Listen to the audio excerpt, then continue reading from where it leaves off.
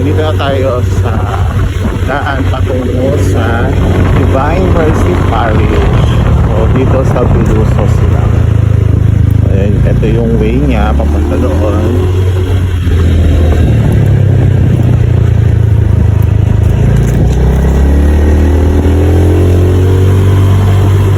So, kaya malapit na tayo sa pinaka-gate ng Divine Mercy. Ito na siya. So, ito yung Divine Mercy. Ayan, Divine Mercy Parish. Dito sa Biluso sila.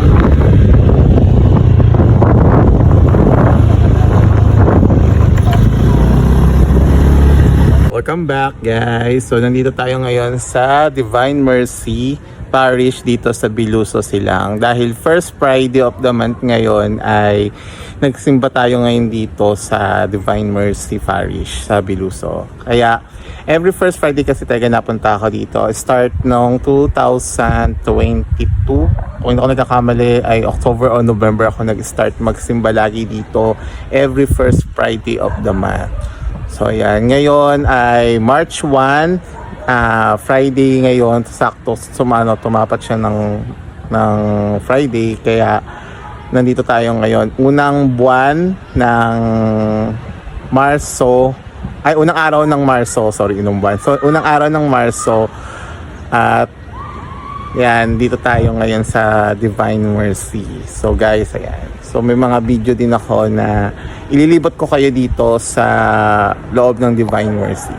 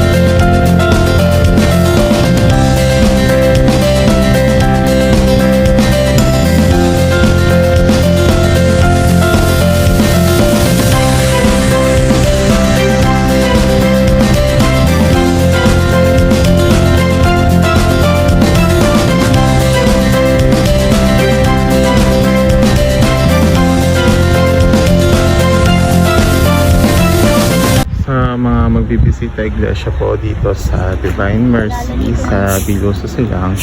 Nandito rin po yung kanilang Station of the Cross. Makikita niyo po dyan yung Station of the Cross nila. Ayun yung mga yun. And then meron din doon sa may imahe ng Divine Mercy na yan sa baba.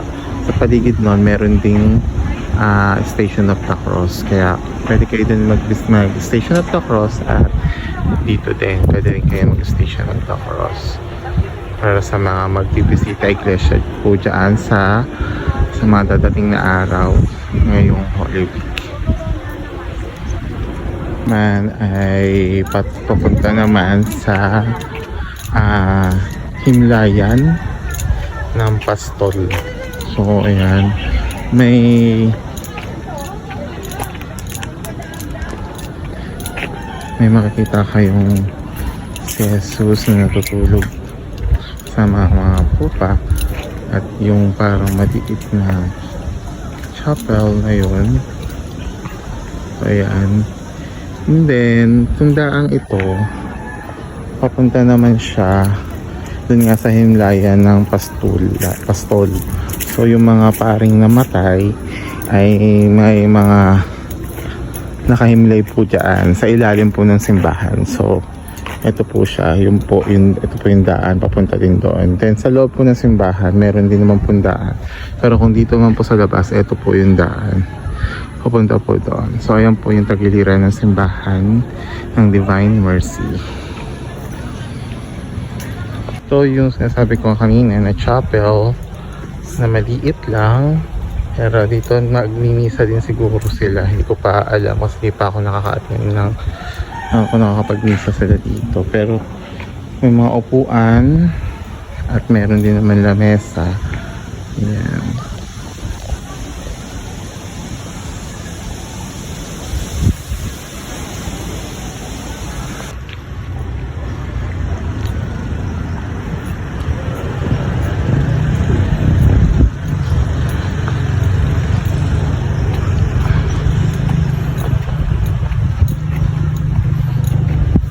Guys, so yung mga angel na yan, may mga hawak siyang mga Station of the Cross. So pwede din kayo dito mag Station of the Cross. And then ito naman yung Chapel of Saint nila. So ayan ang mga Chapel of Saint.